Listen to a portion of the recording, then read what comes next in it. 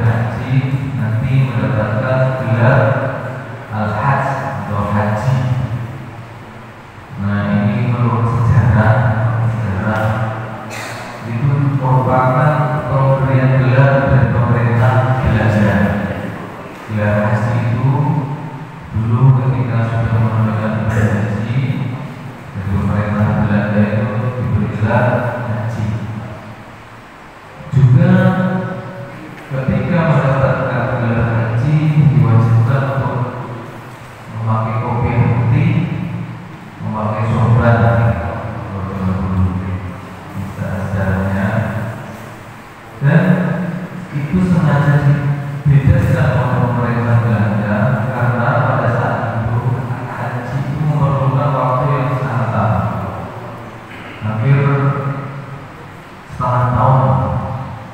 Nah itu dikhawatirkan dari pemerintah Belanda ketika orang-orang yang haji itu mereka mendapatkan pengaruh keilmuan atau pengaruh paham-paham yang menyebabkan untuk memberikan perlawanan terhadap pemerintah Belanda. Bahwa dulu kita ibarat penjajah itu dibodohi lah, memang nggak boleh kita. Makanya yang dulu haji itu dikhawatirkan mereka cerita pintar bisa mendapatkan paham-paham nasionalis atau cinta pada tanah air sehingga memberikan perlawanan terhadap pemerintah. Nah, itu zaman dulu.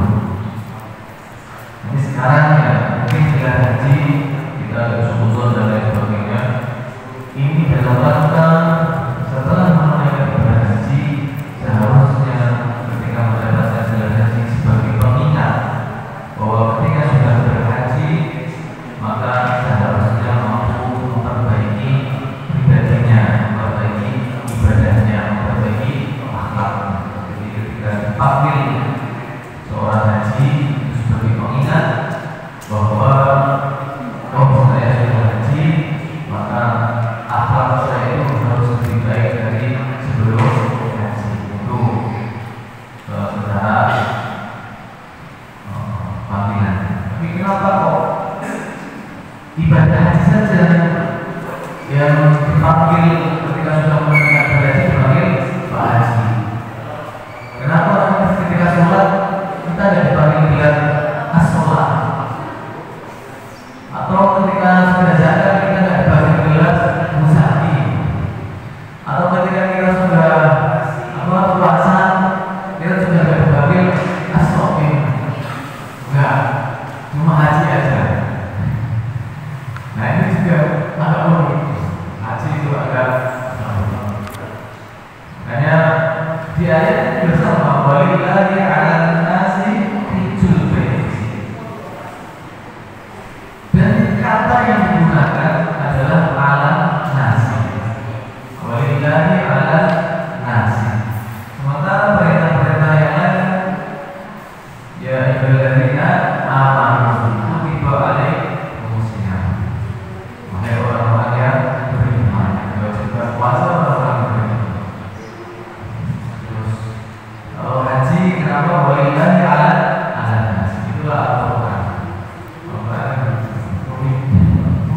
Jadi kadang-kadang 'alan nasi itu menunjukkan keumuman untuk menunjukkan secara kekhususan. Kadang-kadang juga yang dulunya juga yang melakukan haji bukan cuma orang Islam. Makanya ayatnya walillahi 'alan nasi. Bukan cuma umat Nabi Muhammad, umat dunia juga hanya secara rangka untuk menunaikan haji. Nah itulah ayat yang Allah Subhanahu wa Ta'ala. Haji merupakan panggilan Allah dan ini merupakan ibadah yang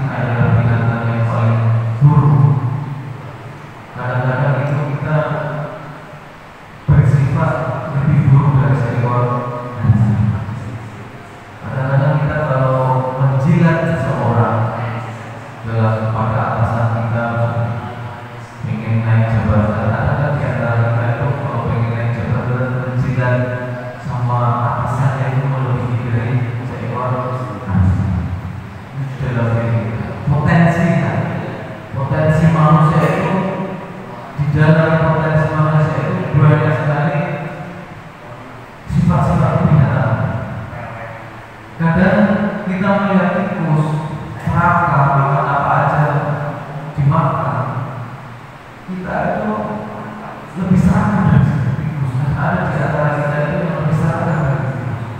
Bahkan makannya ini tidak kira-kira, bahkan sambil sesuatu yang bukan haknya kita itu sudah kira-kira. Itu lihat kasus-kasus korupsi itu kan sampai triliunan itu kalau dimakan untuk berapa turunan. Kayak orang yang pakai satu piring satu porsi itu berapa itu sampai makan apa korupsinya sampai miliaran. Nah, sifat-sifat kebinatang. Terus kalau kita melihat sapi atau kambing yang suka makan, dia terus makan, pokoknya apa aja makan. Kadang-kadang juga punya sifat yang seperti itu, sifat malas dan lain sebagainya. Sifat binatang dan hewan.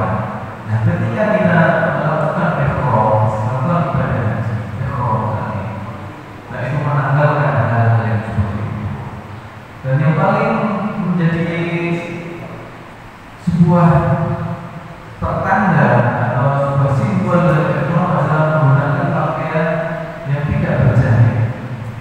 Nah, yang membuat kita sebagai umat manusia berbeda dengan yang lain itulah dari jahitan-jahitan ini. Makanya ketika sarung dengan baju itu yang dibedakan jahitannya. Secara bahannya sama. Gamis dengan celana, ya secara bahasa yang membedakan adalah jahitan. Makanya ketika ikhram tidak menggunakan pakaian yang berjahit, itu adalah rangka untuk menyamakan bahwa kita itu nanti di sana itu sama, menanggalkan jabatan, menanggalkan sifat-sifat keburukan, semata-mata kita ingin mendekatkan diri kepada Allah Subhanahu wa Ta'ala. Di sana mau jadi pejabat, mau jadi rakyat, mau mempunyai pangkat, mau mempunyai sama nanti sama menggunakan pakaian dua haji. Jadi kita harus menggugurkan semua sifat-sifat kebesaran kita. Maka yang digunakan adalah banyak-banyak berzikir kepada Allah Subhanahu wa Ta'ala. Termasuk di sana juga menanggalkan tidak boleh menggunakan wangi-wangian. Kayak kita harus benar-benar natural, benar-benar murni kepada Allah. Dilarang juga bermake up. Bermake up itu dalam rangka itu artinya itu tidak itu melihat diri kita. Kadang-kadang kita sendiri sering membanggakan diri kita. Luar biasa. Nah itu kita boleh. Nah ini benar-benar ingin mendekatkan diri kepada Allah ketika berhaji. Hanya berdasar dari haji tidak baik jalan dari salah satu saya tinggal jannah. Bahasanya adalah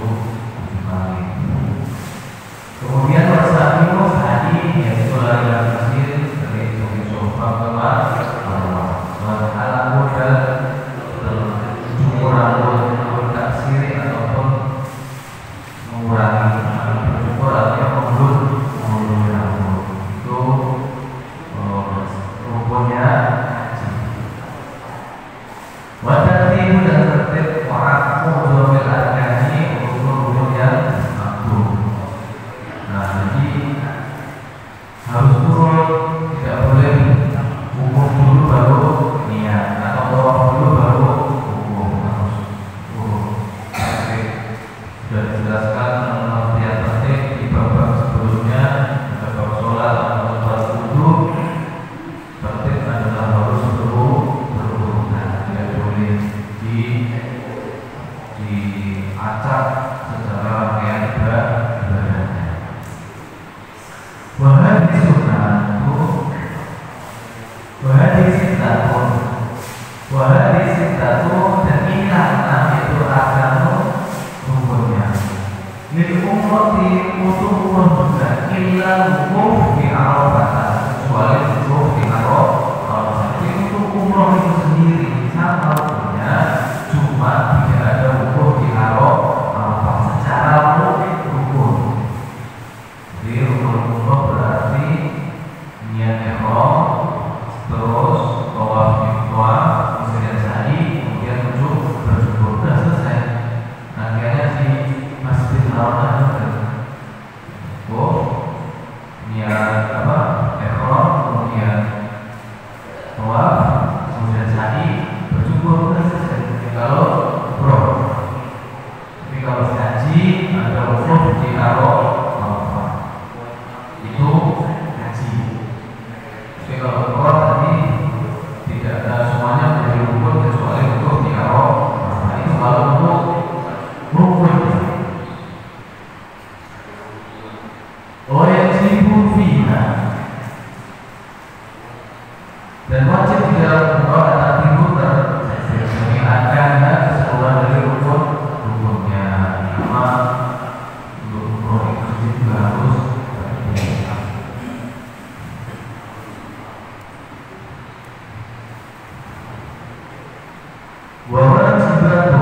bermula dari wajibnya haji itu satu, ada 5. Ini wajibnya haji, termasuk nanti juga ada problem. Al-ihramu minal miqati, yang pertama ihram dari miqat, sama berniat ihram dari miqat. Wal mabitu di Musdalifah, mengambil menginap di Musdalifah. Nah ini bedanya dengan umrah. Wal mabitu di Mina, dan mabit di Mina. Saya lihat tasyriqi pada malam lintas tasyriq. Orang yang jumroh ini dan melempar jumroh. Ya biasanya ada apa? Jumroh dan jumroh pula Wadah muharramati, dan meninggalkan hal-hal yang diharamkan. Muharramati ekonomi, meninggalkan hal-hal yang diharamkan ketika ihram. Nah itu merupakan wajibnya dari haji. Jadi wajibnya haji ada 5. Yang pertama niat ihram dari miqat. Yang kedua mabit di Musdalifah, dan yang ketiga mabit di Mina pada hari tasyriq. Yang keenam melempar, yang keempat melempar jumroh, yang kelima adalah meninggalkan hal-hal yang diharapkan pada saat ihram. Itu wajibnya haji. Tapi kalau wajib haji ketika tidak dilaksanakan tidak membatalkan haji, tapi harus diganti dengan membayar. Nah, tapi kalau rukun haji ketika salah satu dari rukun tersebut tidak dikerjakan, maka berjumlah termasuk dihitung sebagai ibadah haji. Nah kalau umroh, dan untuk umroh wajibani asal. Kalau di dalam umroh itu kewajibannya itu hanya 2 saja. Yang pertama itu al-ihram minal miqat, ihram dari miqat. Yang pertama ihram dari sama seperti haji, cuma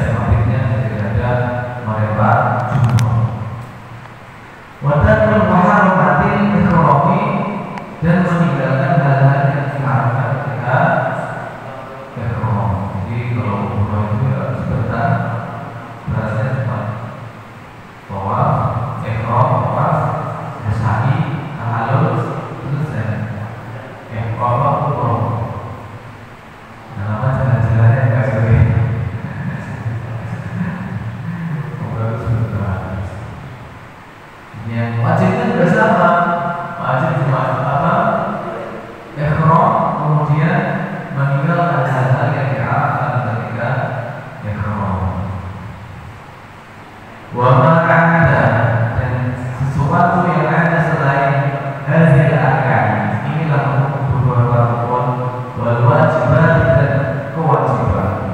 Bahwa mulai dari ada tadi sunnah itu sunnah. Selain wajib dan rukun tadi dalam haji atau umroh, maka hukumnya sunnah.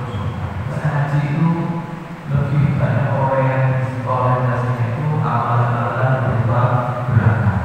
Tidak ada amalan-amalan secara kauli, tidak ada unsur kauli. Kalau di dalam sholat kan ada unsur fi'li, ada unsur kauli. Dalam haji itu tidak ada. Yang lebih menekankan fi'li, unsur kauli. Dan kalau di dalam sholat kan ada rukun yang berbagai suara dan Al-Quran, baca takbir dan sebagainya itu rukun. Tetapi kalau di dalam haji tidak ada rukun khusus yang dengan bacaan-bacaan. Itu hanya disunahkan. Salah satunya itu ketika tawaf itu dihendaknya memperbanyak membaca subhanallah, alhamdulillah, wala ilaha illallah, wallahu akbar, wala haula wala quwwata illa billahil aliyyil azim. Itu kalau ketika tawaf. Ya, kutip dari hadis Nabi Hurairah, dari Abi Hurairah radhiyallahu anhu, annahu sesungguhnya Abi Hurairah sami'a adalah sapa Abu Hurairah an-Nabi kepada Nabi Muhammad sallallahu alaihi wasallam yaqulu yang berkata sapa Nabi Muhammad sallallahu alaihi wasallam, man tawafa, barang siapa yang tawafa bil baiti di dalam masjid Baitullah sab'an dengan 7 kali. Wala yatakallamu, dan tidak berbicara sapa illa subhanallah walhamdulillah wala ilaha illallah wallahu akbar wala haula wala quwwata illa billah. Muhiyyat anhu, maka dihapuskan anhu wa asyru sayyi'atin 10 keburukan. Wah, banyak-banyaklah mengucapkan subhanallah walhamdulillah wala ilaha illallah wallahu akbar wala haula wala quwwata illa billahil aliyyil azim. Ketika mengucapkan itu, maka dihapuskan 10 keburukan. Bukan cuma itu saja, waktu tiba lahu, dan ditulis lahu pada seseorang nanti kepada Allah apa asru hasanatin 10 kebaikan. Hapuskan 10 keburukan, dicatat ganjar dengan 10 kebaikan. Warufi'ah, dan diangkat lahu pada seseorang tadi asru darajat 10 kali derajat. Nah, ini penting.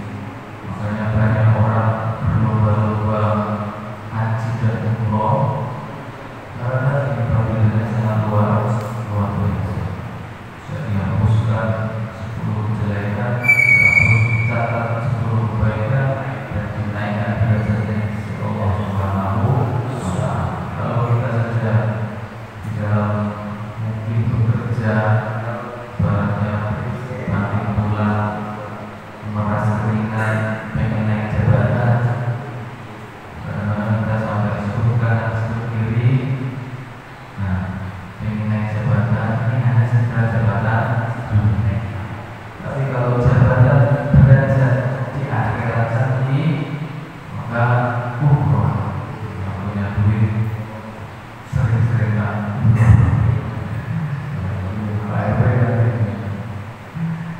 itu kalau dinaikkan derajatnya 10 kali.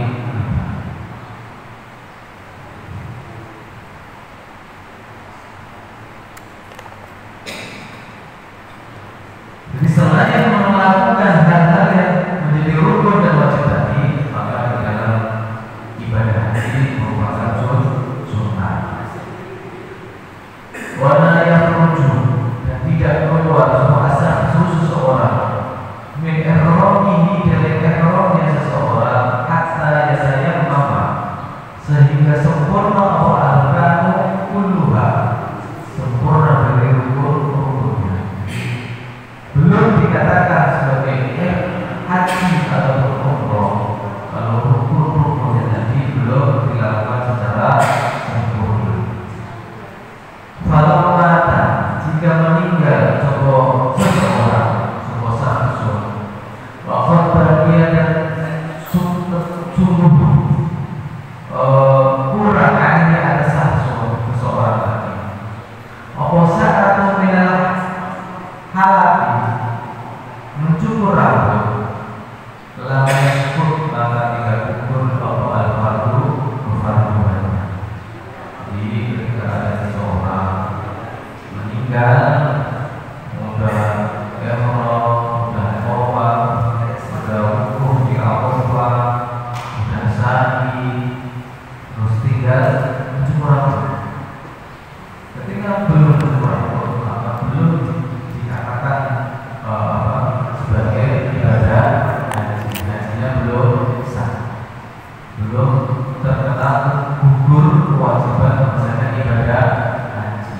Maka nanti misalnya ada ibadah haji di antara saudara kita atau keluarga kita, ketika meninggal di padang Arafah, meninggal pada saat ibadah haji, mungkin dipastikan juga rukun apakah sudah menunaikan semua rukunnya atau masih ada yang kurang. Kalau masih ada yang kurang, berarti kewajiban hajinya belum gugur. Bab awal sudah diterangkan bahwa kalau seseorang sudah berjalan kewajiban haji dan dia masih mempunyai biaya, maka dia wajib membayar seseorang untuk menghajikan. Ketika saudara kita yang meninggal pada saat berhaji, pastikan apakah sudah memenuhi semua rukunnya atau belum. Kalau ada salah satu rukun yang belum dikerjakan, berarti belum gugur secara kewajiban, masih terkena kewajiban untuk menjalankan ibadah haji.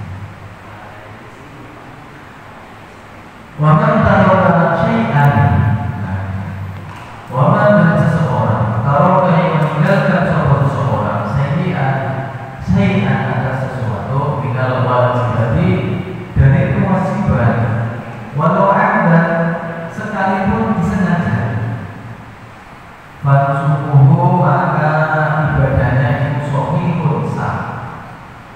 Nah, tadi kalau meninggalkan rukunnya salah satu pun, bahkan hanya sekedar tinggal motor rambut atau tinggal bersyukur saja yang dilakukan meninggal, maka tidak sah ibadah haji. Tapi kalau meninggalkan wajibnya haji bahkan dengan disengaja, maka hajinya tadi shahihun tetap sah. Wa yalzamuhu dan wajib kita terus kihi karena